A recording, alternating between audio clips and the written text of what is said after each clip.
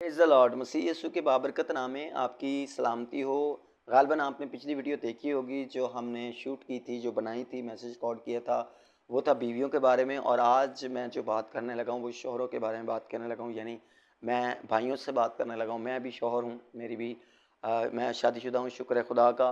और मैं भी एक एज़ शौहर की सूरत में आपके सामने हूँ। और यहाँ पर कलाम मुक़द्दस में से हम देखेंगे वही रेफरेंस पुराना वाला जो पिछली वीडियो में हमने देखा था। पहला पतरस का खत, उसका तीसरा बाब और उसकी पहली आयत से लेकर छठी आयत तक हमने बीवियों के बारे में सीखा था। और जैसे ही सातवीं आयत शुरू होती है तो पतरस जो है वो फ़ौरन से शौहरों की तरफ आ जाता है। और जैसे उसने बीवियों को मुखातब किया वैसे ही उसने शौहरों को भी मुखातब किया। तो अगर आप शौहर हैं, अगर आप बीवी भी हैं तब भी आप सीख सकते हैं। अगर आप शौहर हैं, अगर आप शादीशुदा हैं और अगर आपकी शादी नहीं हुई तो भी अभी से आप इस कलाम को ज़रूर सीखिएगा। कलाम मुक़द्दस कहता है ए शौहरो, यानी शोहरों लिखकर आगे थोड़ा सा गैप दिया गया है, यानी उनको मतवज्जो किया गया। तो आज मैं भी आपके तवज्जो ये ख़ास बातों की तरफ लगाना चाहता हूँ। एक शौहर होते हुए अगर आपकी ज़िंदगी शादीशुदा है और खुदा ने आप पर रहम किया है, फ़ज़ल किया है, तो याद रखें आपको इन बातों को सीखने की ज़रूरत है। हमें हर लम्हे उम्र के हर एक हिस्से में सीखने की ज़रूरत पड़ती है, लर्निंग की ज़रूरत पड़ती है। और खुदा के कलाम से बढ़कर कोई भी चीज़ हमें सिखा नहीं सकती। कलाम मुक़द्दस में लिखा है ए शौहरो तुम भी, पहले लिखा गया था ए बीवियों तुम भी। इसका मतलब ये है कि ये पतरस के कहने का मतलब है कि सिर्फ एक बंदे को मैं नहीं समझा रहा, यानी सिर्फ बीवी को ही समझाने की ज़रूरत नहीं है, नहीं, बल्कि शौहर को भी समझने और समझाने की ज़रूरत। इसलिए तुम भी, यानी बीवियों को तो मैंने पहले बातों में उनको बता दिया, और पतरस कहता है तुम भी, यानी ऐ शौहरो तुम भी क्या करो, तुम भी बीवियों के साथ अक्लमंदी से बसर करो। बसर करो, अक्लमंदी, दो लफ्ज़ आए, बसर करना और अक्लमंदी।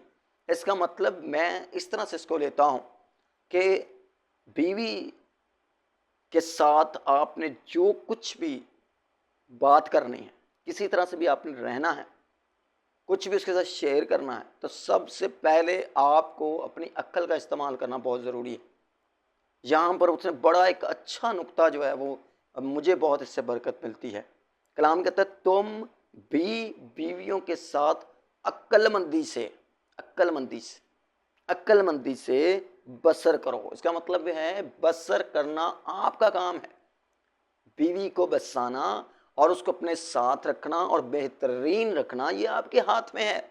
कलाम कहता है अक्लमंदी से बसर करो, और आगे लिखा है और औरत को जो आपको एक बीवी की सूरत में मिल गई है, जो खुदा ने आपके लिए एक इंतज़ाम किया है।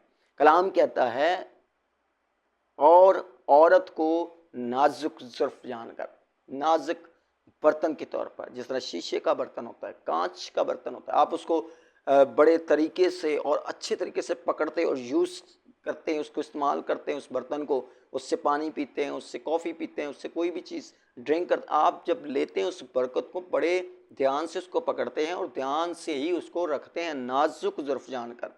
यानी औरत को एक नाजुक बर्तन के तौर पर आपको दिया गया है। और आपको पता है कि नाजुक बर्तन जब टूट जाता है, तो जब अगर उसके टूटे हुए हिस्सों को जब हम उठाने की कोशिश करते हैं और अगर हाथों से उठाएंगे तो याद रखें आपके हाथ ज़ख्मी हो जाएंगे। हालांकि वो बर्तन आपके हाथ में जब आया तो साबित था, लेकिन आपने बेअक्ली से या अक्लमंदी से उस पर काम नहीं किया ना, या उसको समझाया नहीं, या उससे बात नहीं की, वो बर्तन आपके हाथ से गिर गया, आपके हाथ से कहीं और चला गया, तो याद रखें वो टूट जाएगा। और अगर आप उसको दोबारा से समेटने की कोशिश करेंगे, उस रिश्ते को दोबारा से बनाने की कोशिश करेंगे, फिर आपको ज़ख्मी होना पड़ेगा, फिर आपको दुख होगा, फिर आपको तकलीफ़ होगी। कलाम कहता है वो औरत को नाजुक ज़ुर्फ़ जानकर उसकी इज्जत करो, रिस्पेक्ट हर, उसकी इज्जत करो। शौहर पर यह लाजम है कि वह अपनी बीवी की इज्जत करे। आज जब हम रील्स देखते हैं, शॉर्ट्स देखते हैं, यूट्यूब पर देखते हैं, तो अक्सर बीवी का और शौहर का आपस में मजाक उड़ाया जाता है, और ये शैतानी है, ये अबलीस की तरफ से।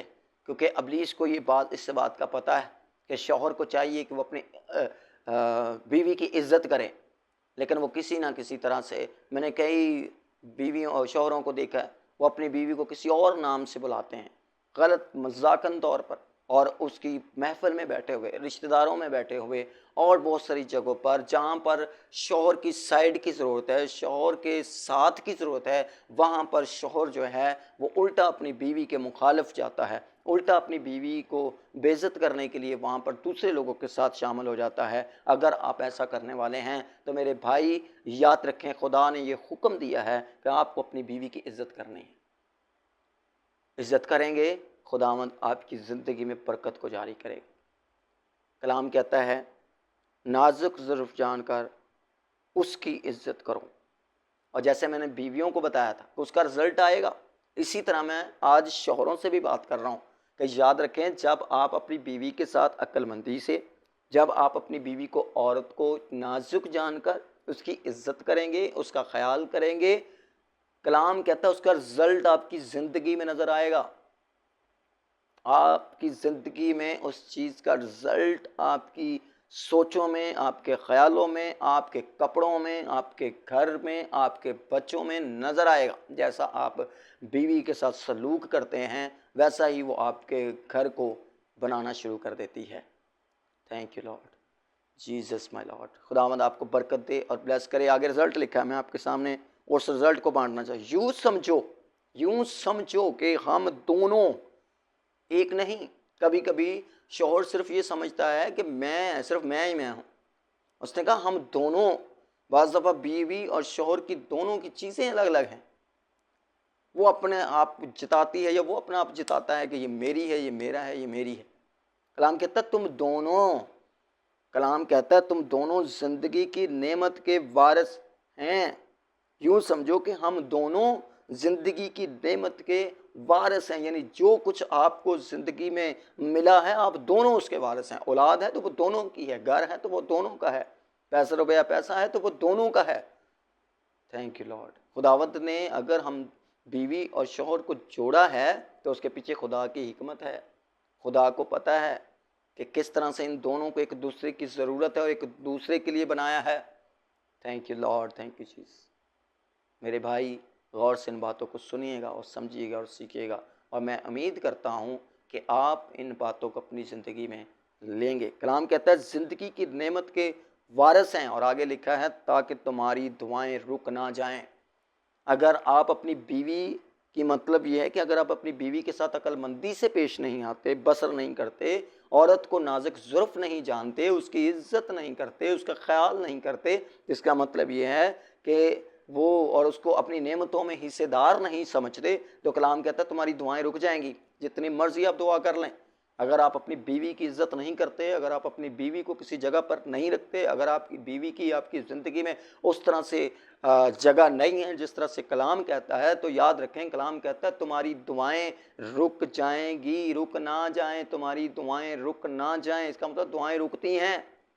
जब आप अपनी बीवी की इज़्ज़त नहीं करते, दुआएं रुकती हैं। जब आप अपनी बीवी के साथ अक्लमंदी से पेश नहीं आते, दुआएं रुकती हैं। जब आप अपनी बीवी के साथ, बीवी को नेमत का वारिस नहीं समझते, किसी भी जगह पर उसको हिस्सेदार नहीं समझते, तो आपकी दुआएं रुकने का खदशा रुकती हैं।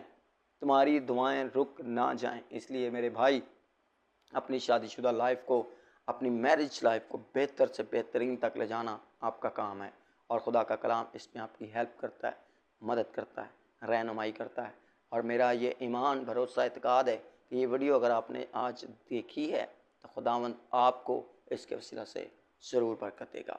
God bless you. इस चैनल को सब्सक्राइब करें, लाइक करें और शेयर करें। आपकी सपोर्ट की हमें अशद ज़रूरत है। मेरा नाम पास्टर आसिफ है। God's power gospel pentecostal church हमारे चर्च का नाम है। कुरंगी 2.5 नंबर कराची के अंदर ये चर्च मौजूद है। आप कमेंट्स के अंदर अपना तारुफ करवा सकते हैं और अपनी दरख्वास्त को भेज सकते हैं।